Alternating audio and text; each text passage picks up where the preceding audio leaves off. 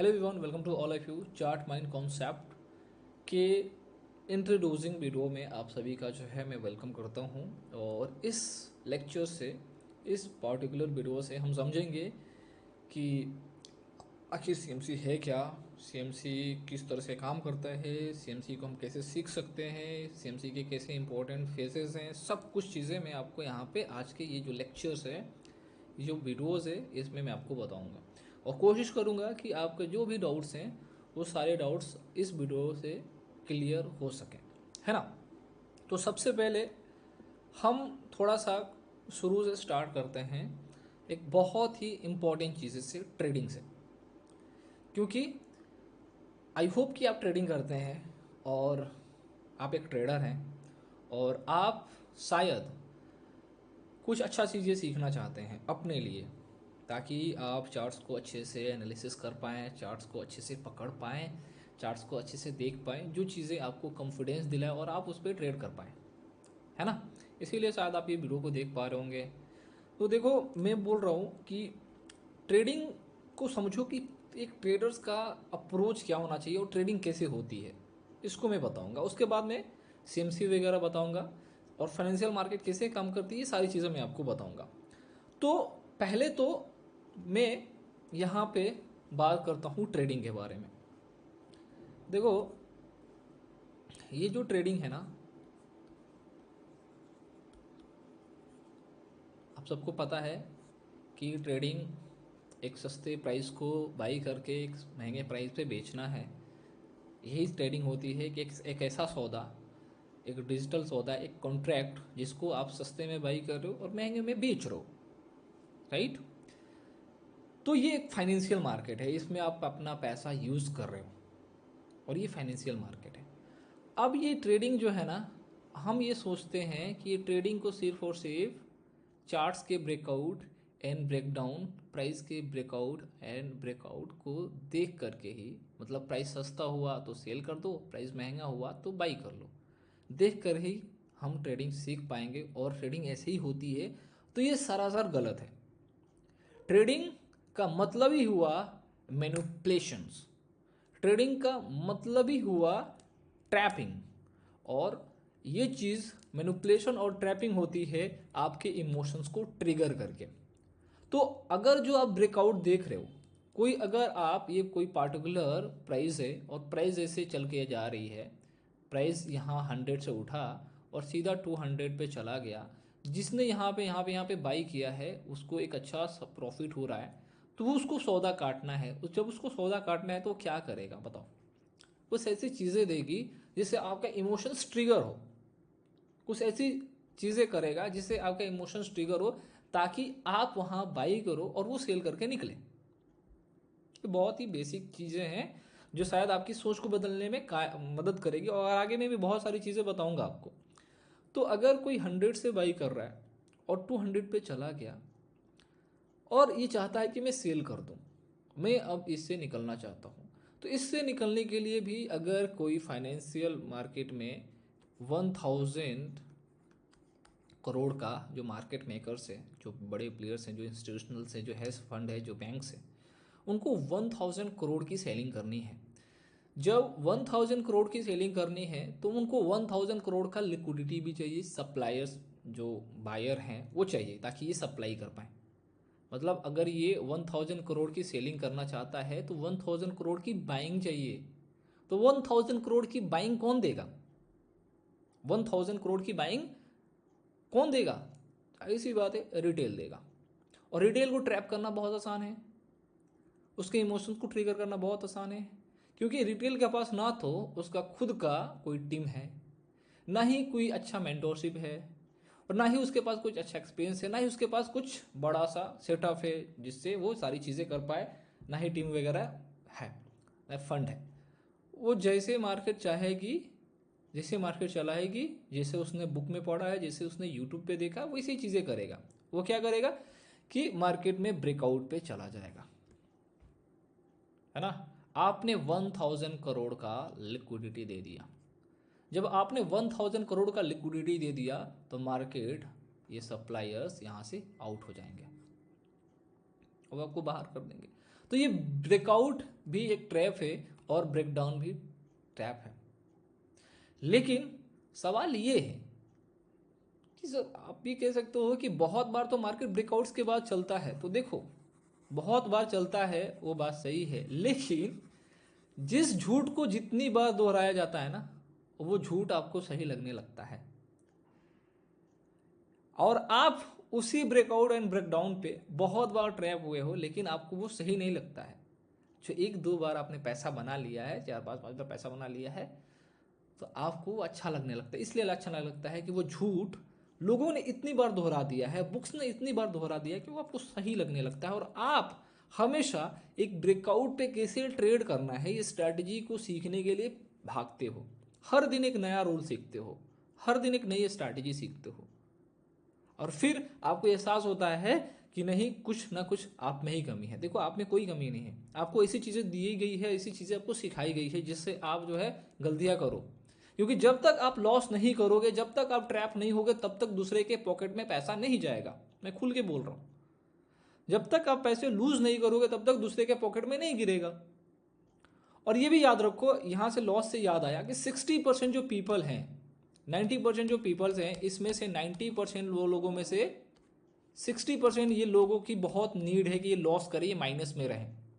क्योंकि ये 60% लूज नहीं करेंगे ना, तो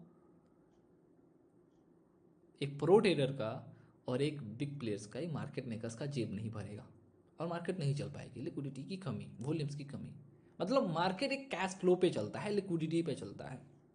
ठीक है।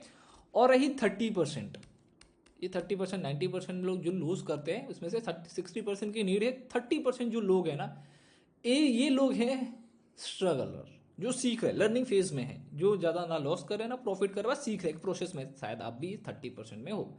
अब आपको इसी में से निकल करके 30% में से 10% लोगों की कैटेगरी में जाना है, जो कि बहुत आसान है। हमारे स्टूडेंट जाते हैं और आप भी जाओगे। अब ये चीज़ें कैसे हो पाएगा?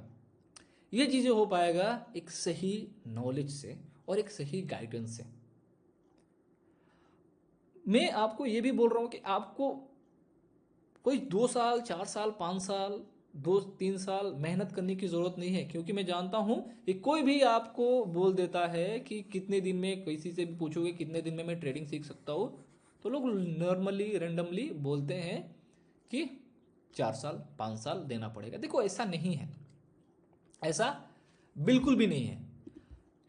क्योंकि अगर आपके पास सही नॉलेज होता, जिस समय से आपने ट्रेडिंग स्टार्ट किया था, सही गाइडेंस होता, तो आप बहुत जल्दी वो सीख सकते थे। क्योंकि ये रॉकेट साइंस नहीं है, सारा खेल चार्ट्स पे है। 32 इंच का स्क्रीन है, 22 इंच का स्क्रीन है, लैपटॉप है, उसी में सारा खेल है। और जो इंसान उस खेल को समझ गया, वो हर एक चीज़, मार्केट की हर एक चीज़ को आसानी से समझ पाएगा। I hope are you understand. तो हम इस चीज़ को, मार्केट की हर नब्स को पकड़ने के लिए, मार्केट की हर एक चाल्स को पकड़ने के लिए हमें मार्केट की माइंड को पढ़ना पड़ेगा। क्योंकि ट्रेडिंग में आपको बताया था ना कि कहीं भी ट्रैप जनरेट करना है, कहीं भी कैश फ्लो लाना है, लिक्विडिटी लाना है, कैश फ्लो की बात करो तो लिक्विडिटी की बात करो, वहां पे लोगों का इमोशंस को ट्रिगर करना पड़ेगा। जैसे कि मान लो कि आपके सामने मार्केट ऐसे ऐसे जा रही है, आपको फोमो क्रिएट हो रहा है ना, इमोशंस आपका क्रिएट हो रहा है, आ रहा है ना, तो आप क्या कर रहे हो, यहां पे जा रहे हो, बाई कर रहे हो, लिक्विडिटी दे रहे हो, कैश फ्लो दे रहे हो ना, दे रहे हो ना।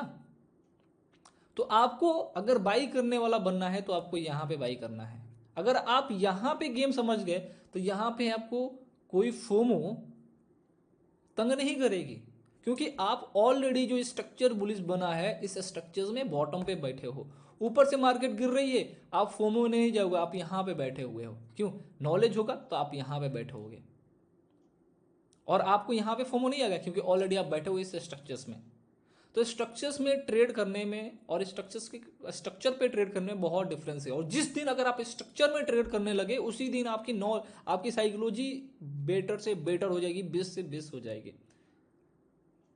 ठीक है। स्ट्रक्चर बनने का वेट का करने का मतलब क्या होगा कि हम लेट हो रहा है, जितना लेट हो रहे हैं उतना ज़्यादा जो है हम फोमो में जाएंगे, और जितना ज़्यादा हम फोमो में जा रहे हैं उतना जो है हमारी जो है फंसने की चांसेस ज़्यादा है, कि जहाँ सारे लोग सेल कर रहे होंगे वहाँ पे हम बाई कर रहे होंगे, जहाँ लोग सारे लोग बाई कर रहे होंगे वहाँ पे हम लोग सेल कर रहे होंगे।